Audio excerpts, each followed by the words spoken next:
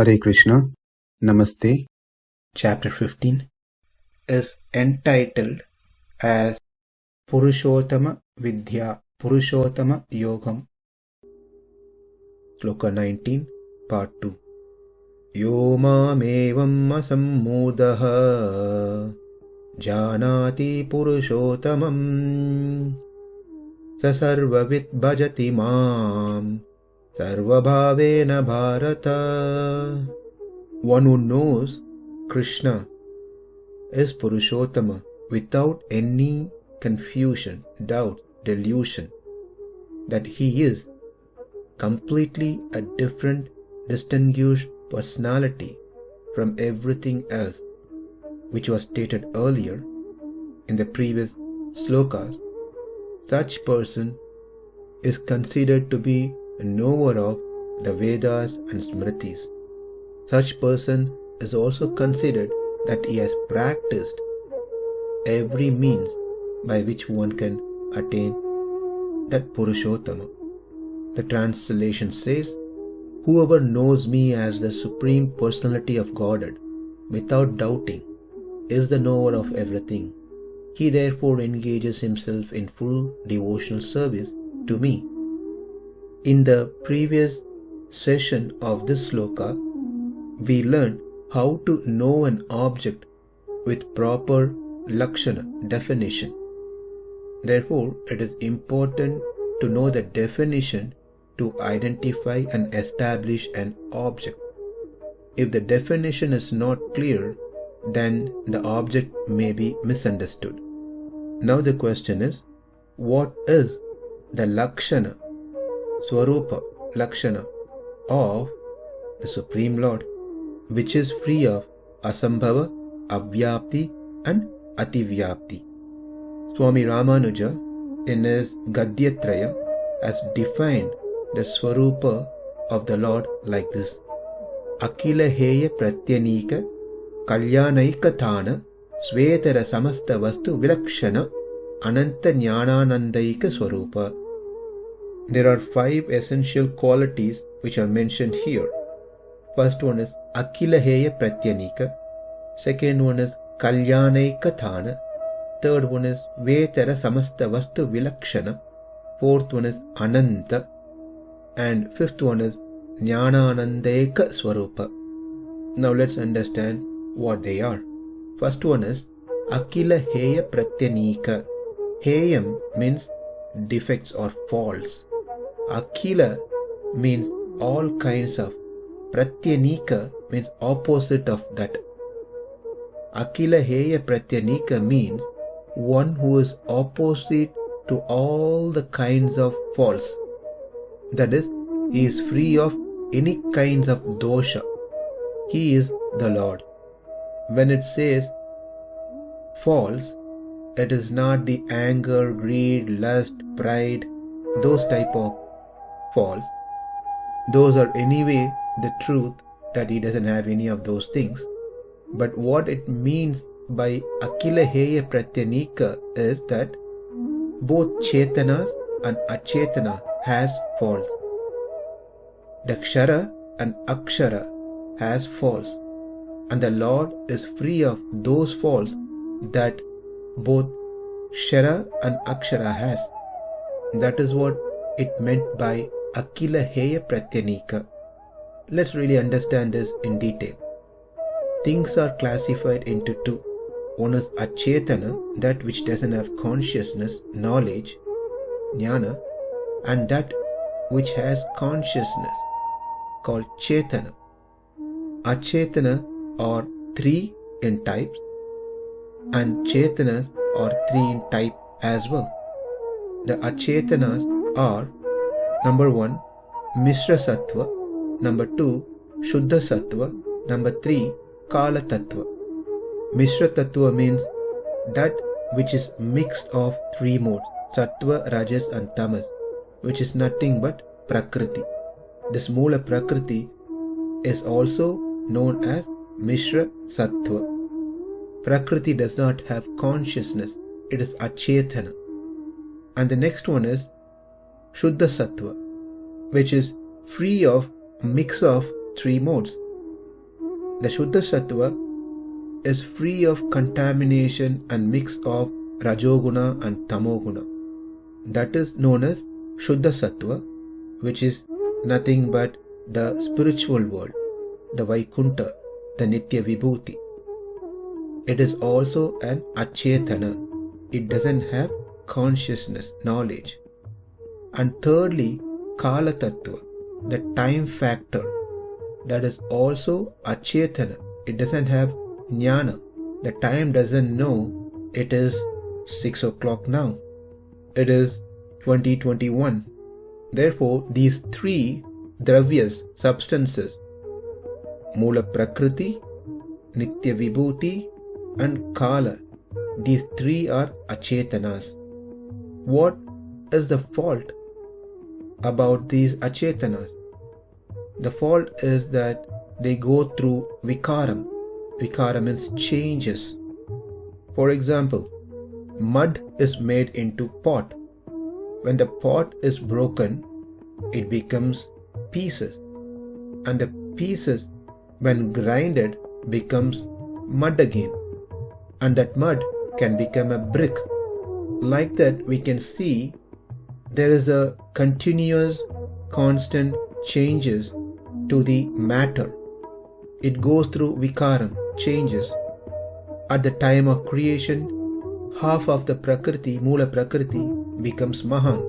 Half of the Mahan becomes Ahankara.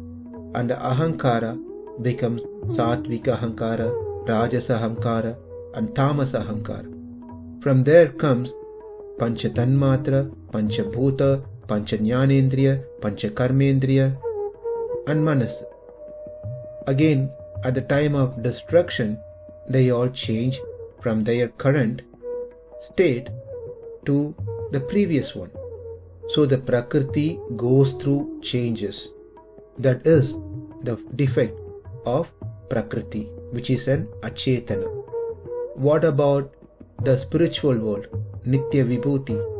Unlike the Prakriti, the spiritual world does not go through destruction. It is eternally present. Of course, the Prakriti is also eternal, like the spiritual world, because destruction of the universe does not mean Prakriti is destroyed totally. Prakriti still exists in its unmanifested state. Therefore, Prakriti is also Nityam. But the changes that Prakriti is going through from one form to another form to another form is not the case with Nitya Vibhuti. But there are certainly changes in the Nitya Vibhuti that happens within it. The body that one gets over there can be changed to something else. One can take multiple bodies and leave those bodies and take something else. Therefore, these kind of changes happens within the Nitya Vibhuti. Therefore, that is considered to be a Vikara to the Nitya Vibhuti. And the third element is Kala Tattva. Kala Tattva, the time factor, is also an Achetana, because it is very obvious we can know that time keeps changing. When I start a sentence and by the time I finish the sentence, already the time is passed. That means the time has changed from when I started the sentence and by the time I ended the sentence. Therefore, the time also keeps changing. This is the defect of the Achetanas. This defect is not present in the Supreme Lord. He never changes. His Swarupa never changes. Now that we saw about the defect of Achetana, let's learn about the defects that's present in Chetanas. Like Achetana, the Chetanas are also of three types: Baddhatma, Muktatma and Nityatma. Let's understand what defect they have.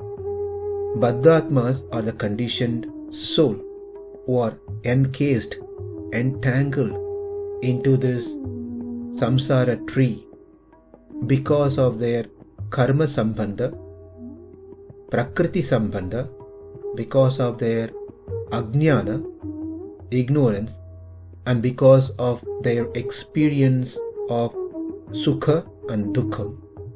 These are their dosha, defects, faults. Whereas the Lord doesn't have karma, doesn't have prakriti sambandha, he is not ajnani, he doesn't go through sukha dukkha, therefore he is free of those doshas, heyam, faults of the baddhatmas. What about muktatmas? They are free of karma sambandha, prakriti sambandha, they are free of ajnana, they don't go through dukkham and sukham of this world, they seem to be faultless. Well, that's true, they are faultless now, but they were full of faults before they became muktatmas. Therefore, that itself a defect in muktatmas. They were not eternally free of these defects. They became free after some point. Since they had these doshas before, they are also considered to be faulty. And lastly, what about nityatmas, the eternally liberated souls which are present in the spiritual world forever, from beginningless? They had no karma sambandha, they don't have prakriti sambandha, they are not ajnanis, they don't go through any sukha dukkha of this world like the baddhatmas, or not like muktatmas that they had these things at one point of time, now they don't have it. They never had any of these things, any of these faults. So what about them? Well, it is said they have two doshas, two defects. One is called parichinnatvam, another one is called paratantriyam. Though they are above the baddhatmas and muktatmas, though they didn't have any of those defects in the past like muktatmas, but they are limited by size, restricted by place, which is parichinnatvam. Nityatmas are also anu. They are not vibhu like the Lord. Baddhatmas are anu-atmas, muktatmas are also anu, and nityatmas are also anu, meaning they are minute soul. Because they are minute soul, they are restricted by their place. Their atma cannot be pervaded. Their atma cannot be present in all places and everywhere. They can be only in one place because they are anumatra. This is the first dosha for nityatma, parichinnatva. Whereas the Lord is free of this defect. He is not small in size. He is not restricted in a place. He is vibhu. The Lord is vibhu. Vibhu doesn't mean just by saying big. Everything, whatever we can consider, both the prakriti and the spiritual world, he is spread all over the place. Therefore he is vibhu. He is spread not just by his consciousness, he is spread by himself. Because we have learned this in the 13th chapter, the liberated souls and the nityatmas can also spread, but they can only do that with their consciousness.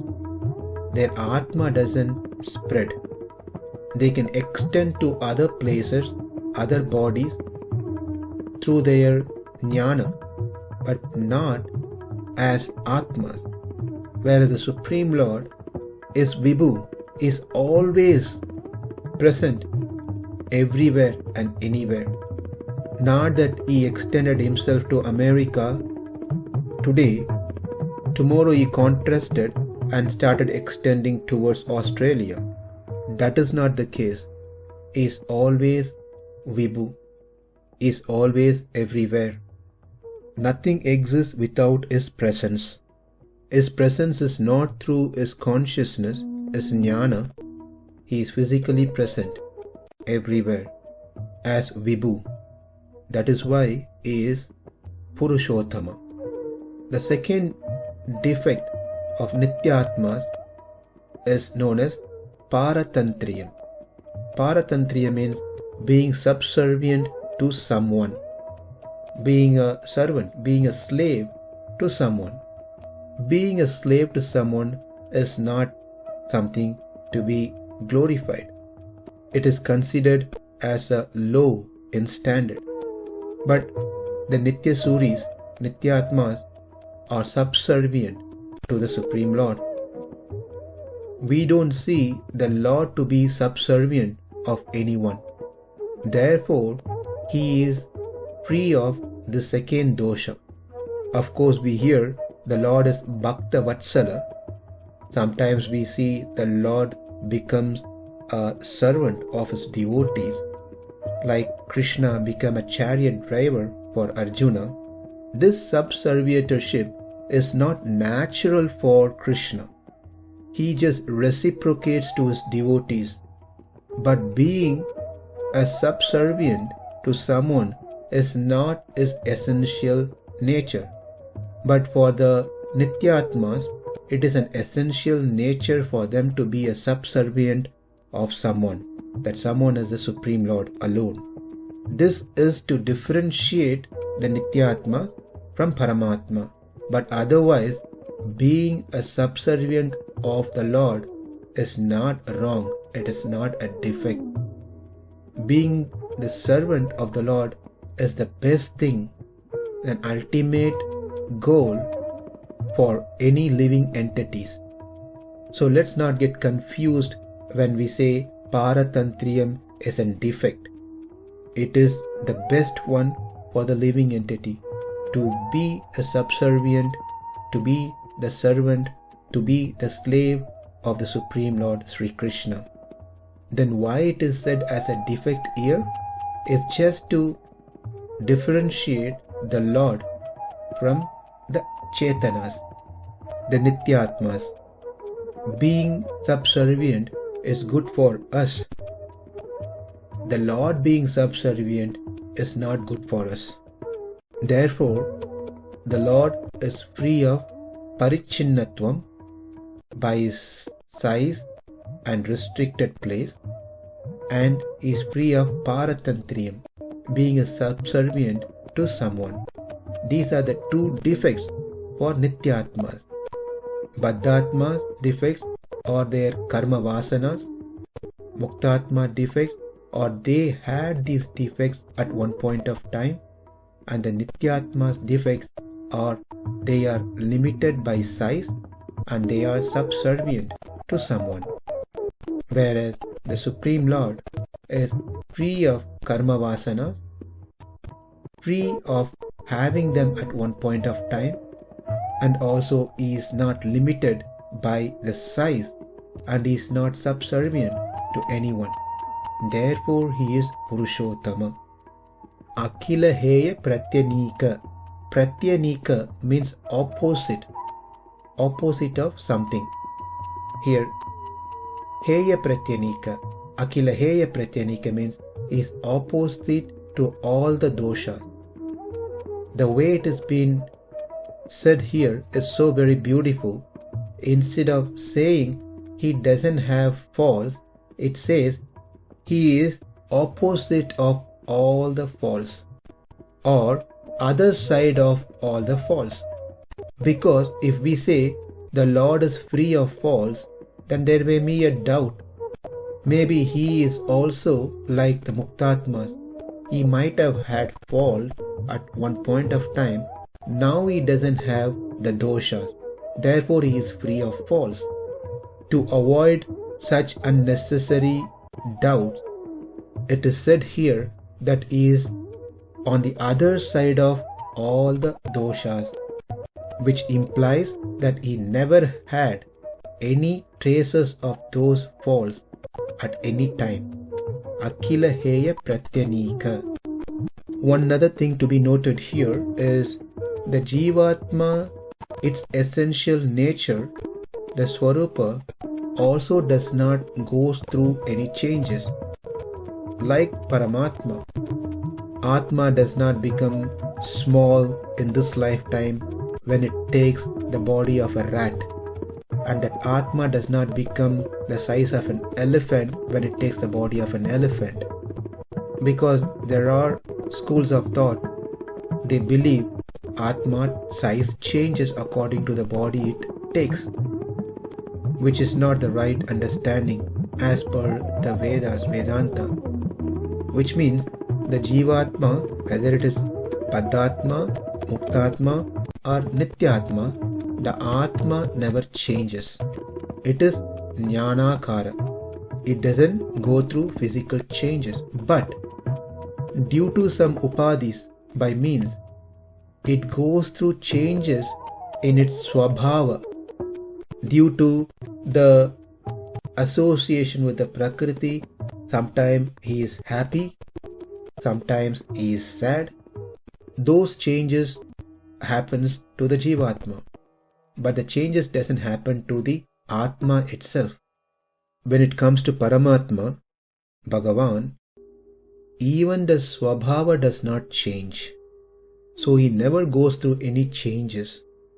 It's like for darkness, it is light which is opposite.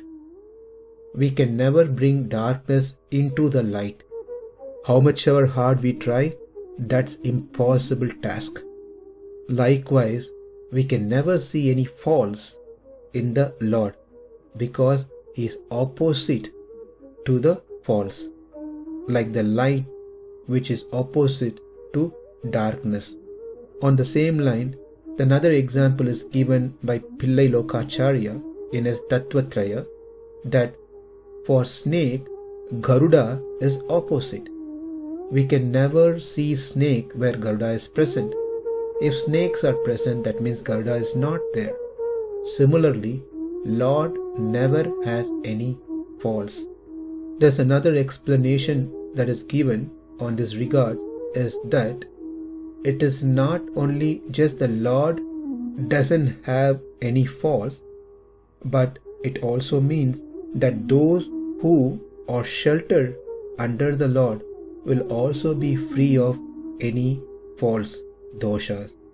Therefore, one of his Swarupa Lakshana is Akilaheya Pratyanika.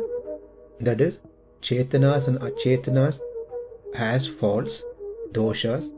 Whatever doshas those Chetanas and Achetana has, the Lord is free of those doshas. Akilaheya Pratyanika. In our next session, we will learn about the second Swarupa Lakshana, that is Kalyaneka Thana. Namaste. Hare Krishna.